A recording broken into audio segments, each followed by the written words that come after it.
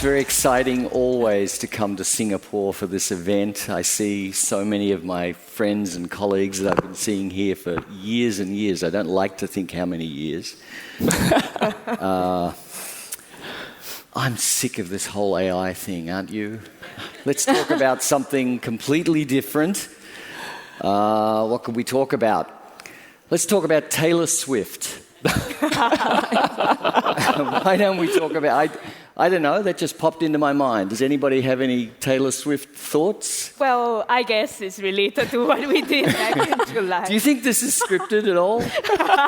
It's not. We're just making this up as we go along. Yeah, but I think when we talk about the humanness of experience, what's more human than live music and the return of it after COVID? Yeah, so for those of you, just to give a little bit of context, we actually were the official experience partner for the Taylor Swift concerts in Singapore, and that's where I hope you managed to get tickets, from us. And that's where we actually bundled together for the first time Taylor Swift concert tickets together with hotels as an entire experience package. Yeah, but I think related to what was covered this morning as well, tech is really an enabler for this. I think one of the things that we focused a lot on was making sure that the tech experience was actually seamless for the customer, and actually very, very thankful to also share that we were one of the platforms that didn't crash globally when handling a Taylor Swift concert. Yeah, so many more things to come. I think music tourism is really booming right now. It's not a new thing, but it's definitely come back a lot more with a vengeance, especially after COVID. Yeah. Okay. Baidi, Taylor Swift concerts are generally indoors and it doesn't rain.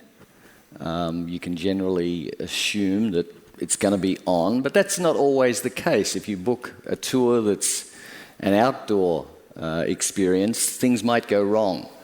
Can AI help?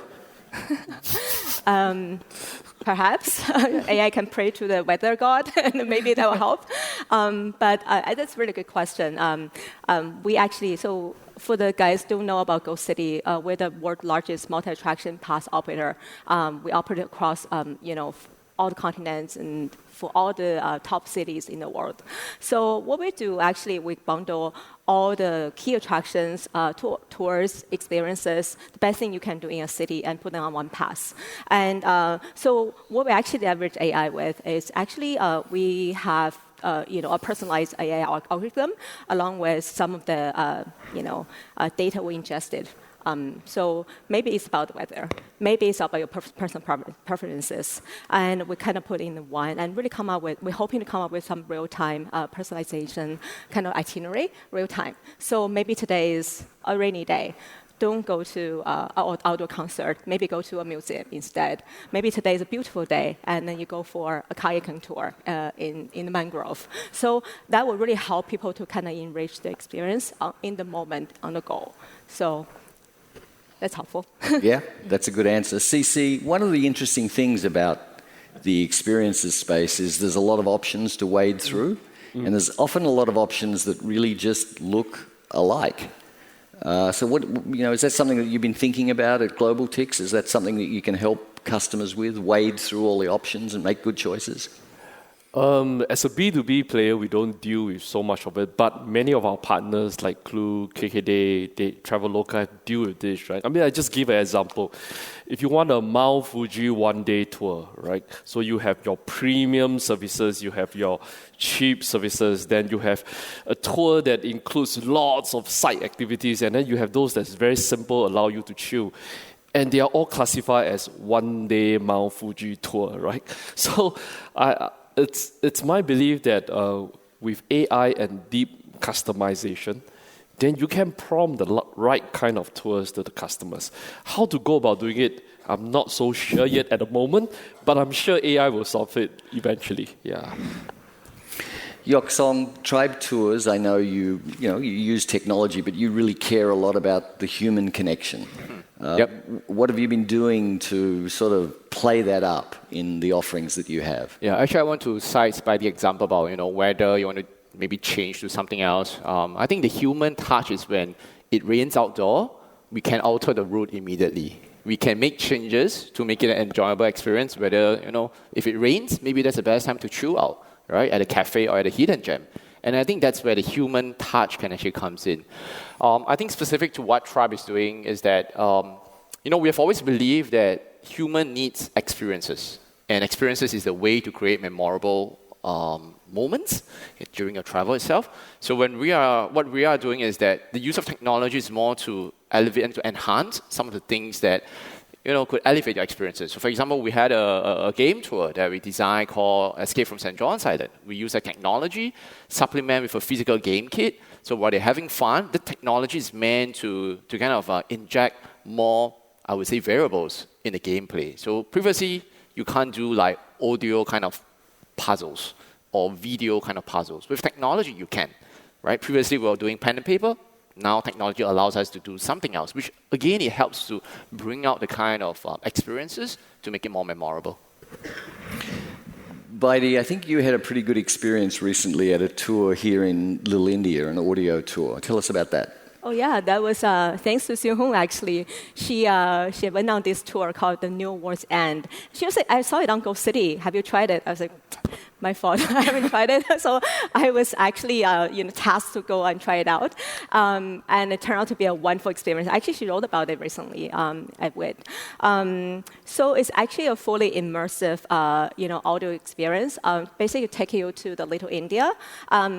Bring you back to 1920s, where there has, this big entertainment establishment called New World Park, and really following a love story of a guy called Kiri and a lady called Rosa. It's a tragic love story, but really technology and the audio, and even the little footsteps will follow you around and just matching exactly with your own footstep. So taking you to the Little India, you will see, the buzzing lights. You will see, the construction workers basically taking a break after a hard day of working and eating durian on the roadside.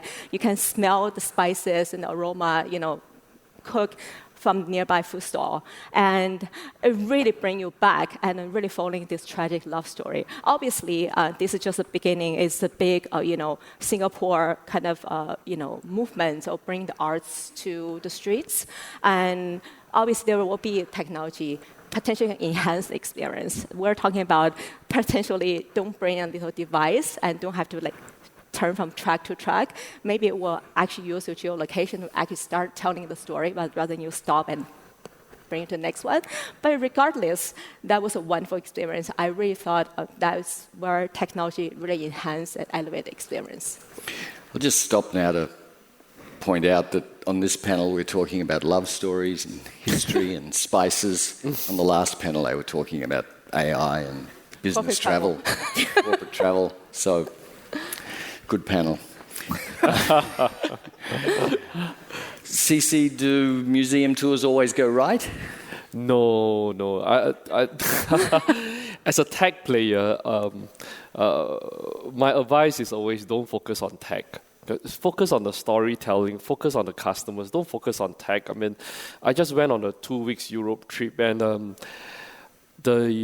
at Stuttgart, the Mercedes Museum, they were trying very, very hard to deal with tech. They have the latest gadget. The audio guide will auto-trigger when you go from room to room. They have a laser that can point to and talk. Half of the time, it fails. And it's really irritating to a consumer. So that audio guide pisses me off so much. I took it off. I seen halfway through, everybody took it off. And I could see customers complaining and fighting with the frontliners. So on the other hand, when I went to the salt mine in Hallstatt, and there was a light and sound show in the tunnel itself, it was amazing. It was stunning, really. So I mean, a salt mine is just a salt mine, right? What can you do with a salt mine, right? But with that light show inside, wow, they told a really fantastic story of how the olden days they did it. And it's my belief that audio guide is the start, but once the AR glasses coming in, you could see people coming alive right in front of you. I think that will really transform the kind of experience that you can get from a museum. Yeah. Even your son managed to follow it through, and he didn't just throw away the audio guide, just give up. Just gave up. I mean, you got to make sure that tech is seamless. It should be part of the experience that you don't even realize it. That's the best tech. You don't even realize it. Yeah. So in the first session today, we heard Omri tell Siu-Hoon that he thought there was going to be more people in tech and more people in various departments, not less people. I'm not sure that that's how a lot of you see the promise of AI.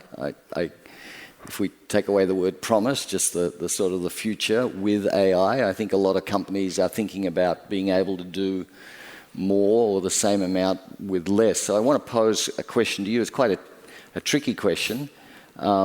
Just imagine I come to you tomorrow and I say, look, that group over there of 20 that you've got, and it could be in dev or content or customer support, doesn't matter, but we can replace them with a really cool AI tool.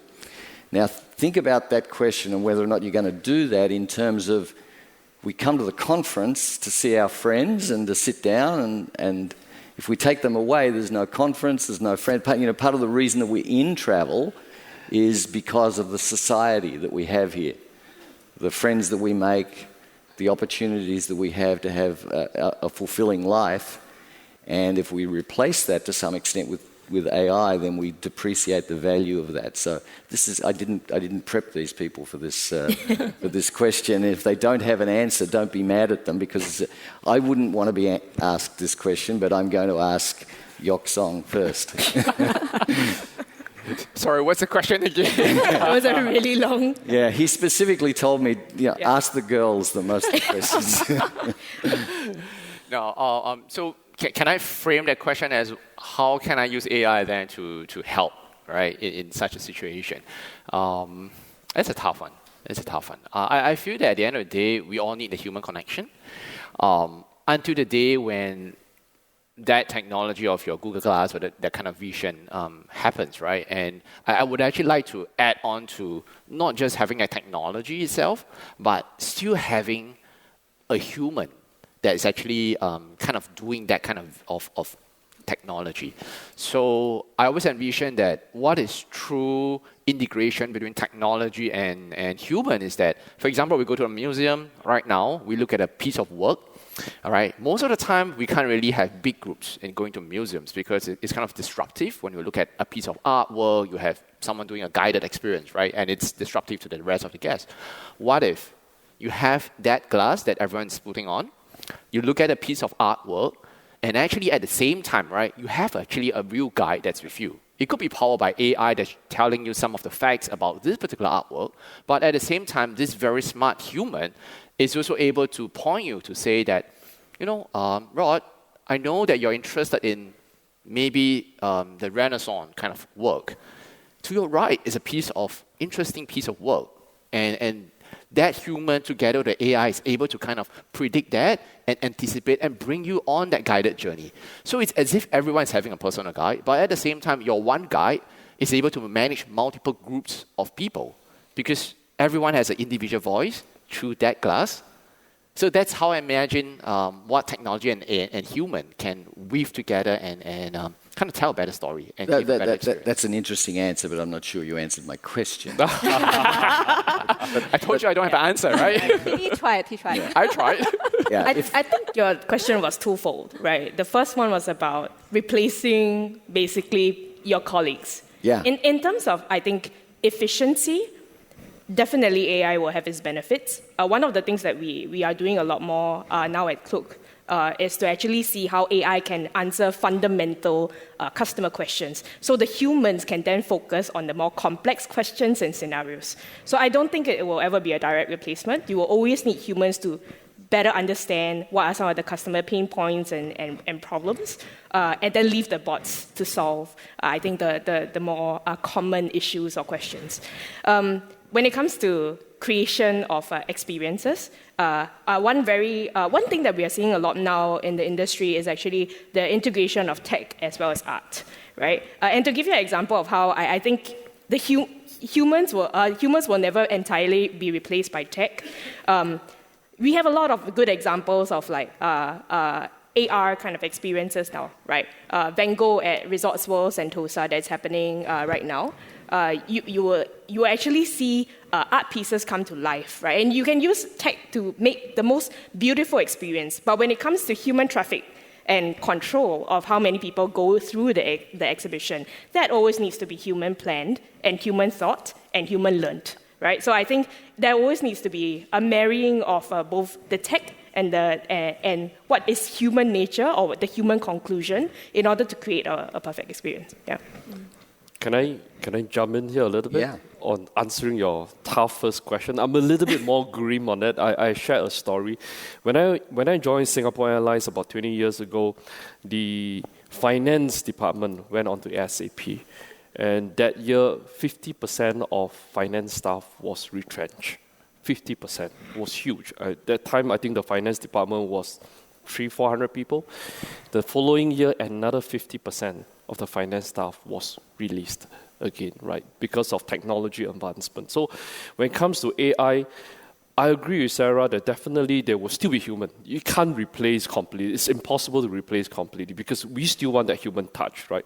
But there will be less jobs, right? It will replace some of the jobs without a doubt, right? I mean, the level 1 customer service is gone.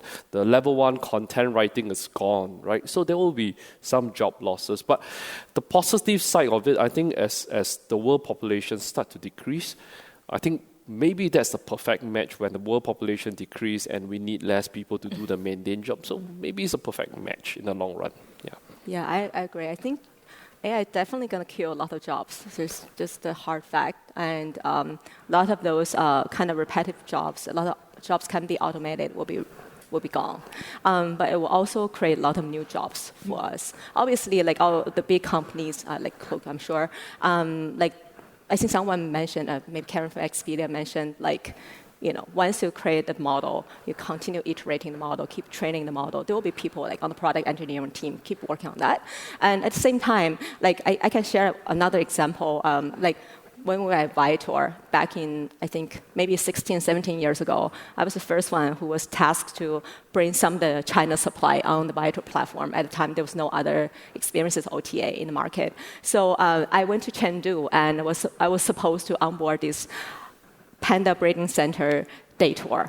And I found the best operator in the market. And I said, give me the product and give me the content. They gave me one sentence saying a day trip to Chengdu Panda Breeding Center, including hotel pickup and drop off. And that raised $35. And how am I supposed to do anything about it? So I think someone yesterday said, oh, they spent 1 hour onboarding one product. Actually, I spent like 4 hours writing the content for them and, you know, sourcing the images for them, loading in this complicated system Viator created back in the day. And I was exhausted. But turned out it would be the best tour, best-selling tour in China back in the day. I think right now we have over 1 million tour operators out there, right? It's quite a fragmented space. And not all operators are fully trained in copywriting. Maybe Yock Song is better, but for the most part... I use AI as well. Yeah, there's language barrier as well. And the entry is still pretty high. The bar is pretty high. So I think AI can really help us to level the playing field and get more people who are passionate about creating this memorable experience to go on all these platforms like Klook and really start selling and introducing their experiences to the wide world. But at the same time, people keep getting all the bookings and really enjoying the benefiting getting those bookings. The passion won't die. So there will be more people who are wanting to introduce the city, talk about the food, talk about the culture. I think that's a really good thing. But at the same time, on the flip side, recently we've been like checking, the operators submitting the images and the content to Go City, and some people actually use AI-generated picture.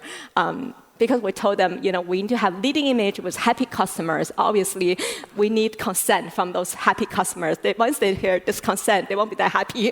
So they actually generated a happy customer in front of one of the, a theme park. And I don't know if you guys learned arts or anything in the past. Two things are very hard to paint.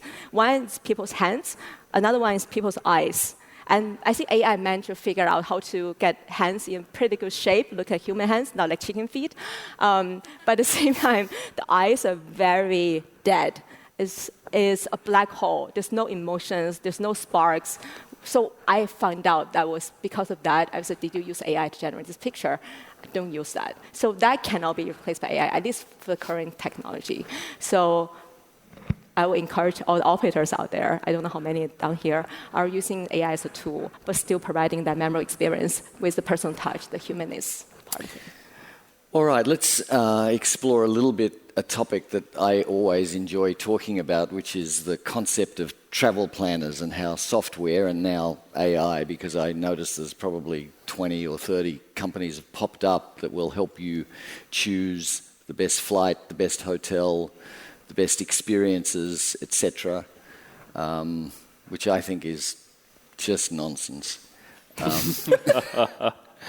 For a whole bunch of reasons, and I could keep you here for an hour talking about that. But what do you guys think? Do you think that that you're going to be challenged by new players in the marketplace that somehow employ this new technology to somehow deliver a better experience and better choices to your customers, or do you think that you have such scale and you're well positioned enough, and other players like, Get Your Guide and Expedia, are they well positioned enough that it's really not going to matter that this new tech is there? Sarah, let's start with you. Yeah, so I think interestingly enough, with the advancement of, generative AI, we've also seen a regression in the way that customers actually consume content. Regression in that they actually go after less polished content, stuff that's less put together. And that's why actually it's more and more important for travel players to actually engage with organic content creators. So for us, we actually just launched our Klook creator program this year. And that's where we actually not gone after, the popular influencers. Everybody's done that in the last 5 to 10 years, right? We actually go after the ones that may not have such a strong following, but are really good at creating first-hand content that's more human, more believable, more relatable, right? So I think right now, aside from people searching for itineraries or things to do on Google, they actually go on social media platforms, right? They go on TikTok, they go on Instagram to actually search for things to do, right? And these types of more raw content are actually performing way better than polished content that is kind of like created by brands. So while, you always have a group of travelers who go after the AI-generated kind of itinerary or the tested and proven type of itinerary, I think we are seeing more and more travelers actually move towards discovery of new experiences or relatable experiences that only people on the ground are able to see. Yeah. CC, what about you? Do you have a comment on this? Yeah, I fully agree with Sarah on that. The funny thing is that itinerary has been all along from Lonely Planet. They will always suggest itinerary, but human touch is still very important. That is why social media itineraries are so much more powerful than generated by system or not attributed to anybody, right? So social media, what it does is that it makes it really more personable, more human-like to say, hey, I went to this, I went to that. The word of mouth is still the most powerful advertising method, the word of mouth. Look at us, even if we choose a restaurant, we look at the reviews. We search for hotels, we look at the reviews, right? So word of mouth, humanness is still very important. Authenticity. Yeah. All right. I've got another topic that I want to canvass with you. And I think it's one that all of us here in the room are starting to think about, and that is that particularly if you went to Europe this year, man, it was crowded. It was hot and it was crowded. Is there anything that we here in the industry can do to move people to new destinations and or the destinations that, the A list, but at different times of the year, so we spread it out a little bit? Because, Dubrovnik and Barcelona and San Sebastian and, there's a whole lot of places that you just don't want to be in June, July, August. It's just too crowded. And the Chinese aren't even there yet. Right? They haven't started travelling again, so it's going to be awful next year. What are the things that we can do? Baidi? I think it's going to be a challenge because if we just, the AI, the ChatGPT is based on like 2021 like data set. Like now we need to really find out how to pair with some of the newer, updated, trusted, rich data. So people don't just go to Barcelona, but Madrid. They may go to Seville or some like second tier, but also equally interesting destinations. So with Go City, because we do have some internal data to really understand how customers travel in destination. We know exactly when they land in destination. We know exactly when they're going to activate the first attraction on the pass. We know exactly where they go before and after each attraction, how long they will stay in each place. So we can do some social engineering with high technology to actually help them to visit attraction in maybe less busy hours, to help with some of the over-tourism, the attraction trying to solve. But I think in terms of, in general, how to take them to less known places, that would need, I think, a lot of industry folks to work together to share some of the data. And I think it's always going to be a challenge for us to Is it really just too big a challenge, Yock Song? So should we all just throw up our hands and say, you know what, everybody's just going to go to Barcelona in July and there's nothing we can do about it? I think it's all about if the work can be collaborative, right? It's that the data is there. Everyone has their own piece of data. So if everyone opens up, open platform, everyone shares that same data, you're going to have a global kind of data that says that this is the best time to travel, and if someone is booking, it kind of like, oh, this is going to be a peak period, why don't you go, this destination is peak, go to another destination, so on and so forth. So I think it's really all about the data is there, right? We just have to make good use of it in a more collaborative manner. And currently, we're not doing that. Every OTA, every partner and platforms has their own comfort zone. You're not willing to open up to do that kind of collaborative nature. So I think once that is broken down, I think we can do better things. Yeah. Well, I'd like to think that we could be collaborative, but I suspect we'll probably be competitive instead, and we won't do any of that. we can be inclusive as well, right? Inclusivity, I think, is one of the things that we definitely can do. And I think, like we have, Singapore is also moving towards that direction of being more inclusive, with more things being done for persons with disability, and that's also something that we are working on at the tribe. Yeah, so we have a tour at the Enabling Village. So if anyone wants to learn more about this amazing place, this is not a product placement, by the way, just saying, talking about inclusivity, but that's a good place for someone to learn about what are some of the infrastructure amenities, as well as having persons with disability guiding you and sharing their own stories, in Singapore. I think that, again, I bring back to the human touch, because with that human touch, suddenly the tour comes alive. And people are a lot more appreciative of what are the amenities that's been built for these people as well. Well, that's a positive note for us to end on. Our time is up. Thank you to my panelists, and thank you for coming along and listening to us opine. Thank you. Thank you.